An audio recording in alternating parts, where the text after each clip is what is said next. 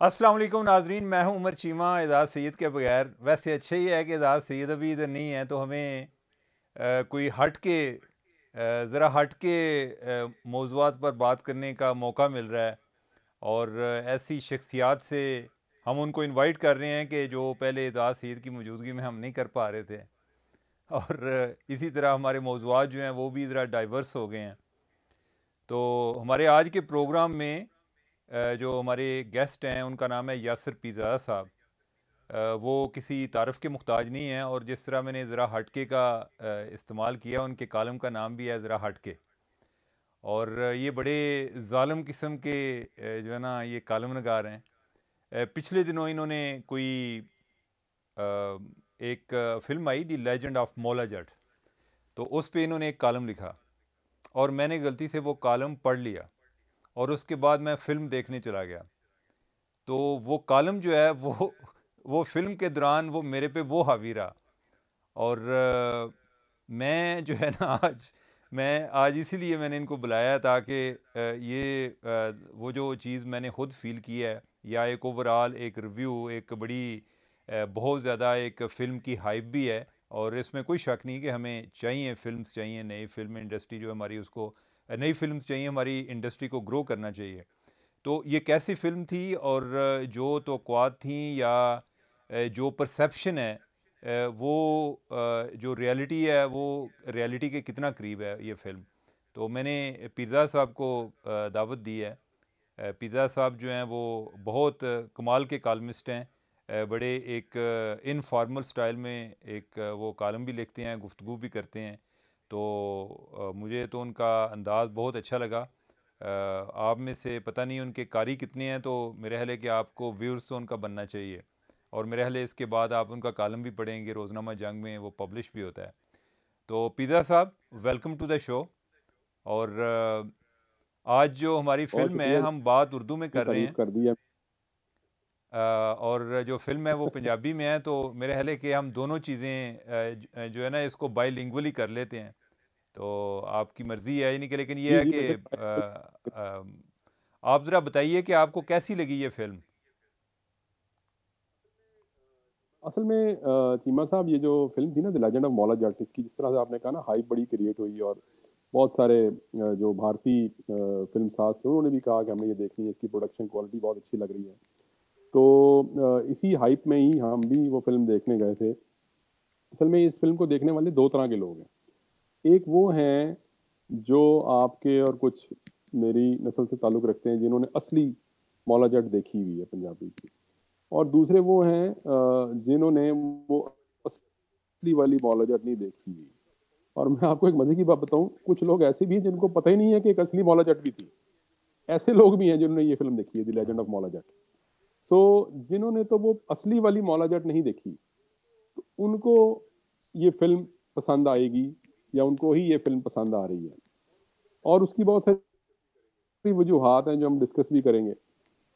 लेकिन जिन लोगों ने वो असली वाली मौलाजट देखी हुई है ना, उनको ये फ़िल्म पसंद नहीं आनी चाहिए, या नहीं आएगी, कम से कम मुझे तो नहीं आई। उसकी वजह ये है, जो बुनियादी वजह थी उसकी, वो थी फ़िल्म के मकालमे और मुस्तफ़ा कुरैशी की अदाकारी।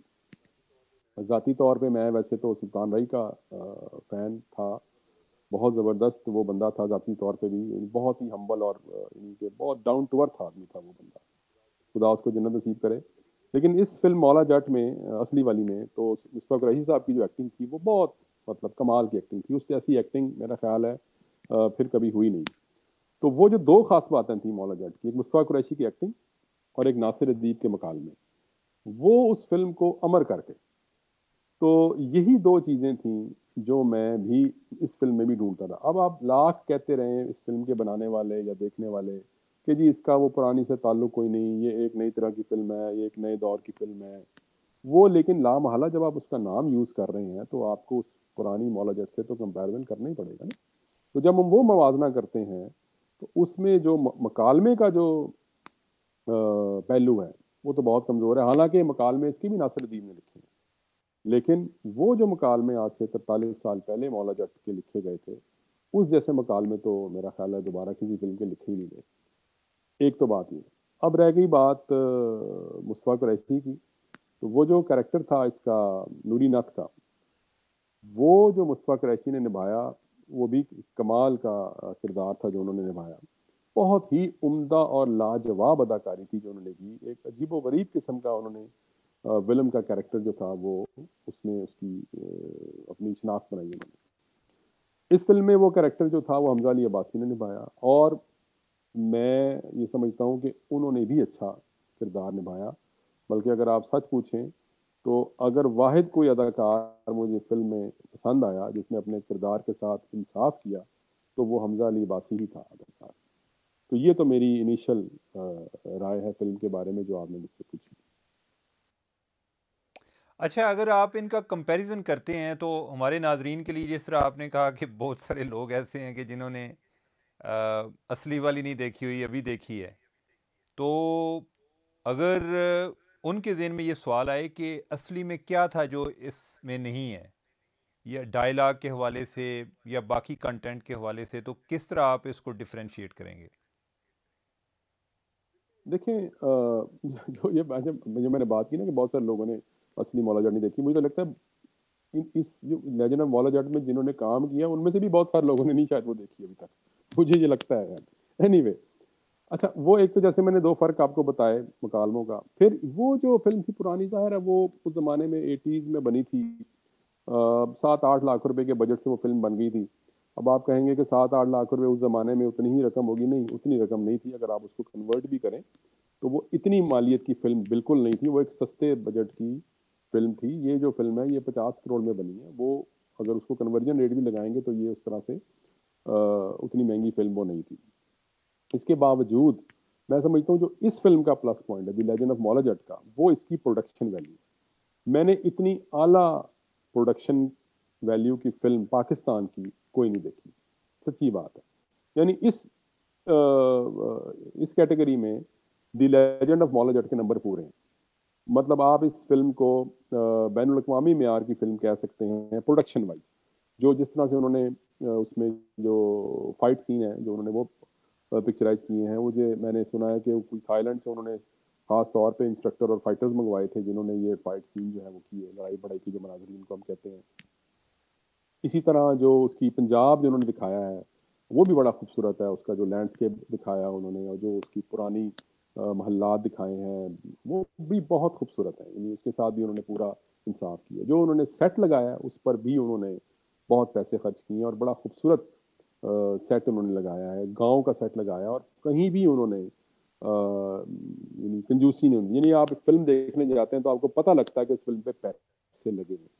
सो मच हो कि जो अदाकार हैं, उनके जो मलबूसात हैं, कॉस्ट्यूम जिसको हम कहते हैं, और जो हत्ता के जो हाथों में कड़े और अंगूठियाँ वगैरह भी उन्होंने पहनी हुई हैं, वो बड़ी मतलब डिटेलिंग की हुई है उन्होंने।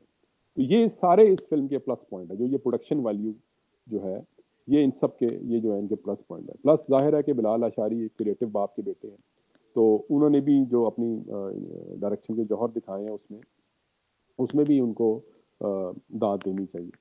ये सारी चीज़ें जो थी, जो the legend of Maula Jatt की जो मैंने गिनवाई, ये ज़ाहिर है कि ये उस पुरानी पिछली फ़िल्म में उस तरह नहीं थी। वो 2 गंडासा पहले चल जाता था, आवाज़ बाद में आती थी। लेकिन इस बारे में जीमा साहब मैं आपको अर्ज़ करूँ कि जो हमारे जैसे जो मुल्क होते हैं ना, गरीब मुल्क होते हैं, जहाँ पे लो बजट की फ़िल्में बनती हैं, तो दुनिया को पता होता है कि इनके पास प्रोडक्शन के पैसे नहीं होते, ठीक है?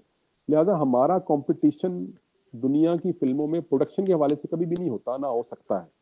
हमने अगर कभी उनसे मुकाबला करना है, तो अपने कंटेंट की बुनियाद पे करना है।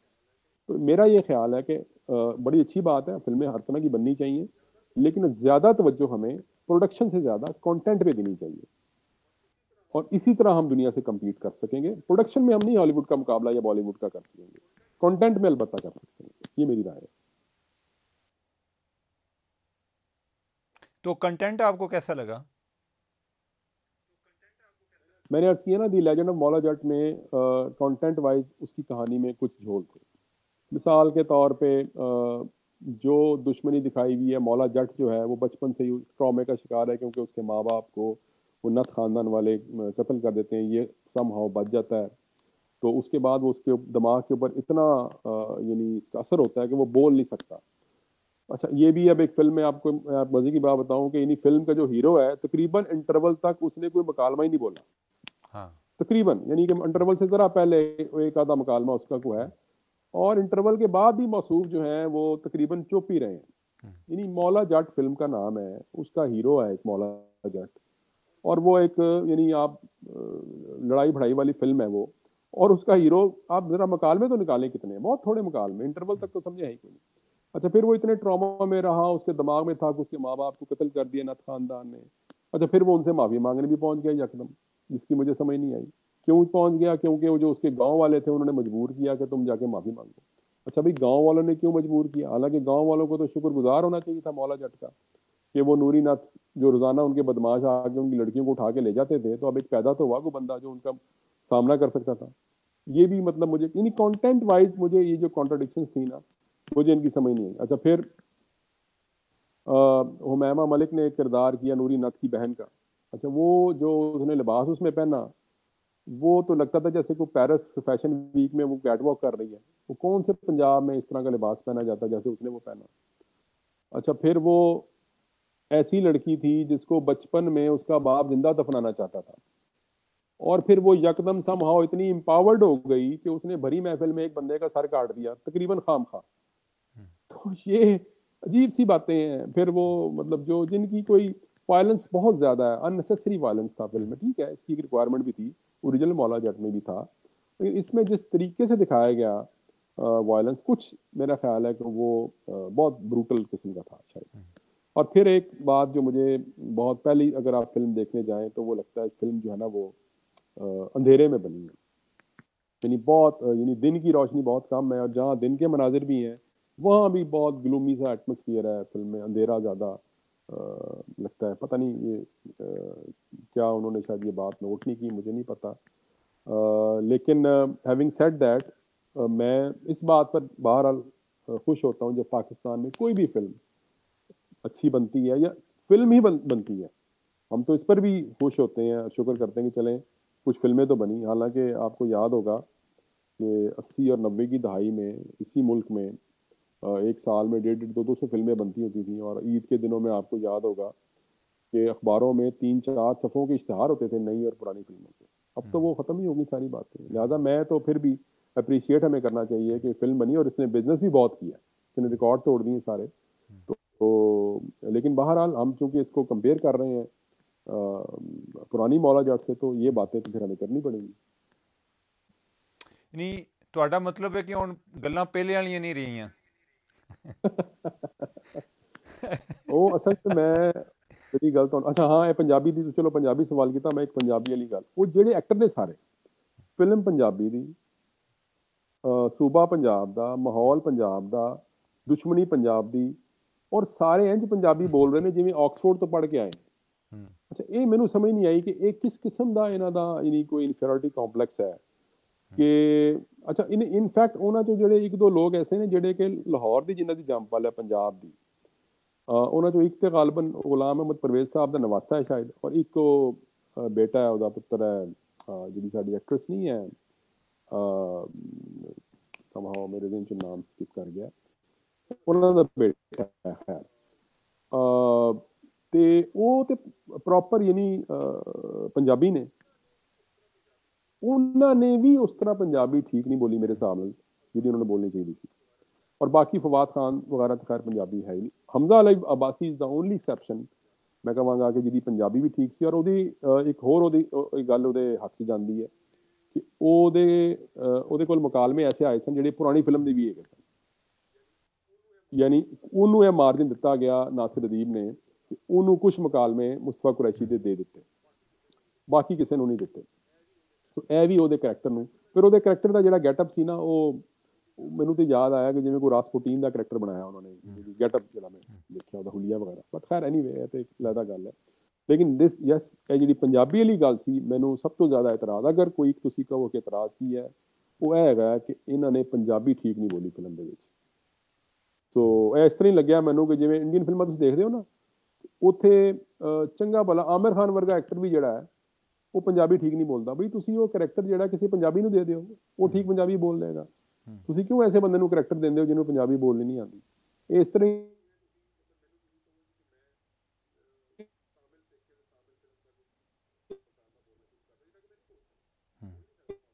ਹੀ ਹੋਵੇ, ਇਹ ਤਾਂ ਮੈਨੂੰ ਬੜਾ ਇਤਰਾਜ਼ ਰਿਹਾ। ਬਿਲਕੁਲ ਸਹੀ ਹੈ। ਤੇ ਅਸੀਂ ਹੁਣ ਅੱਗੋਂ ਕੀ ਉਮੀਦ ਕਰੀਏ? ਤੁਹਾਡੇ ਖਿਆਲ ਨਾਲ ਕੋਈ ਬਿਹਤਰ ਫਿਲਮਾਂ ਦਾ ਇਸ ਤੋਂ ਬਾਅਦ ਕੋਈ ਮਜ਼ੀਦ ਕੋਈ ਇਨਕਰੇਜਮੈਂਟ ਮਿਲ ਰਹੀ ਹੈ ਫਿਲਮ ਇੰਡਸਟਰੀ ਵਿੱਚ, ਜਾਂ ਪ੍ਰੋਡਿਊਸਰ ਨੇ ਕੋਈ ਕੰਮ ਅੱਛਾ ਕਰਨਗੇ? ਮੇਰਾ ਖਿਆਲ ਹੈ ਇਹ ਲੈਜੈਂਡ ਆਫ ਮੌਲਾ ਜੱਟ ਦੀ ਜਿਹੜੀ ਅੱਛੀ ਗੱਲ ਹੈ ਨਾ, ਉਹ ਜਿਸ ਤਰ੍ਹਾਂ ਇਹਨੇ ਬਿਜ਼ਨਸ ਕੀਤਾ, ਇਹ ਸਭ ਤੋਂ ਖੁਸ਼ਾਇਨ ਗੱਲ ਹੈ ਇਸ ਮੁਲਕ ਵਾਸਤੇ, ਕਿ ਇਹਦੇ ਨਾਲ ਲੋਕਾਂ ਨੂੰ ਉਮੀਦ ਪੈਦਾ ਹੋਏਗੀ ਕਿ ਨਹੀਂ ਯਾਰ, ਇਸ ਮੁਲਕ ਦੇ ਵਿੱਚ ਤੁਸੀਂ ਫਿਲਮ ਬਣਾਓ ਤੇ ਉਹ ਪੈਸੇ ਵੀ ਕਮਾ ਕੇ ਦੇ ਸਕਦੀ ਹੈ। ਔਰ ਬੇਸਿਕਲੀ ਪਹਿਲੇ ਤੁਸੀਂ ਐਂਟਰਟੇਨਮੈਂਟ ਫਿਲਮ ਬਣਾਉਣੀ ਹੈ। ਉਹਦੀ ਵਜ੍ਹਾ ਹੈਗੀ ਹੈ ਕਿ ਪਹਿਲੇ ਤੁਸੀਂ ਲੋਕਾਂ ਨੂੰ ਰਾਗਬ ਤੇ ਕਰੋ ਸਿਨੇਮਾ ਹਾਲਾਂ ਵੱਲ, ਉਹ ਆਉਣ ਤੇ ਸਹੀ। ਉਹ ਜਿਹੜੀ ਮਕਸਦੀਅਤ ਹੁੰਦੀ ਹੈ ਉਹ ਵੀ ਹੁੰਦੀਆਂ ਨੇ ਫਿਲਮਾਂ ਦੇ ਵਿੱਚ, ਲੇਕਿਨ ਉਹ ਥੋੜਾ ਜਿਹਾ ਨਾ ਸੈਕੰਡਰੀ ਇੱਕ ਅਪਰੋਚ ਹੋਣੀ ਚਾਹੀਦੀ ਹੈ। ਯਾਨੀ ਪਹਿਲੇ ਤੁਸੀਂ ਇੰਨੀ ਐਂਟਰਟੇਨਿੰਗ ਮੂਵੀ ਜ਼ਰੂਰ ਬਣਾਓ ਕਿ ਉਹ ਲੋਕੀ ਜਿਹੜੇ ਨੇ ਮਜਬੂਰ ਹੋ ਜਾਣ ਕਿ ਉਹ ਸਿਨੇਮਾ ਹਾਲ ਦਾ ਰੁਖ ਕਰਨ ਆ ਕੇ, ਠੀਕ ਹੈ ਨਾ। ਹੁਣ ਦੇਖੋ ਨਾ, ਟਿਕਟ ਉਹਦੀ ਮਿਲਾ ਕੇ ਉਹ ਪੌਪਕੌਰਨ ਦਾ ਵੱਡਾ ਡੱਬਾ ਲੈ ਕੇ ਤਕਰੀਬਨ ਕੋਈ 2-2.5 ਹਜ਼ਾਰ ਖਰਚ ਕਰ ਦਿਓ ਇੱਕ ਬੰਦਾ ਫਿਲਮ ਦੇ ਉੱਤੇ, ਸੋ ਲਿਹਾਜ਼ਾ it should be worth it ਨਾ। ਸੋ ਮੇਰਾ ਖਿਆਲ ਹੈ ਕਿ ਇਹ ਜਿਹੜੀ ਅੱਛੀ ਗੱਲ ਹੈ ਲੈਜੈਂਡ ਆਫ ਮੌਲਾ ਜੱਟ ਦੀ, ਉਹ ਹੈਗਾ ਕਿ ਲੋਕੀ ਸਿਨੇਮਾ ਹਾਲ 'ਚ ਆਏ ਨੇ, ਫਿਲਮ ਨੇ ਬਿਜ਼ਨਸ ਬਹੁਤ ਜ਼ਿਆਦਾ ਕੀਤਾ, ਲਿਹਾਜ਼ਾ ਹੁਣ ਪ੍ਰੋਡਿਊਸਰ ਜਿਹੜੇ ਨੇ ਉਹ ਦੁਬਾਰਾ ਤੋਂ ਮਾਇਲ ਹੋਣਗੇ कि पाकिस्तान ਦੇ ਵਿੱਚ ਫਿਲਮਾਂ ਬਣਾਈਆਂ ਜਾਣ। थैंक यू पीरज़ादा साहब, आपका एक एनालिसिस, आपका रिव्यू बहुत अच्छा रहा, और उम्मीद है कि और भी फिल्में बनती रहेंगी, वो वाली नहीं जो हम पिछले दिनों देख रहे थे। तो तो यानी जिनका हम कोई ज़्यादा ओवरऑल एक पॉलिटिकल डिबेट शुरू हो जाती है, उन फिल्मों की हम बात नहीं कर रहे। लेकिन ये है कि जैसे लेजेंड ऑफ मौला जट, इस तरह के कोई और लेजेंड जो है वो सामने आएंगे, उन पर फिल्में बनेंगी, तो इंशाल्लाह हम उन पर फर्दर डिस्कशन करते रहेंगे। तो आपका बहुत शुक्रिया, आपने दीजिएगा। आया, I am really grateful to you for this. Thank you very much Peerzada साहब। Thank you, thank you.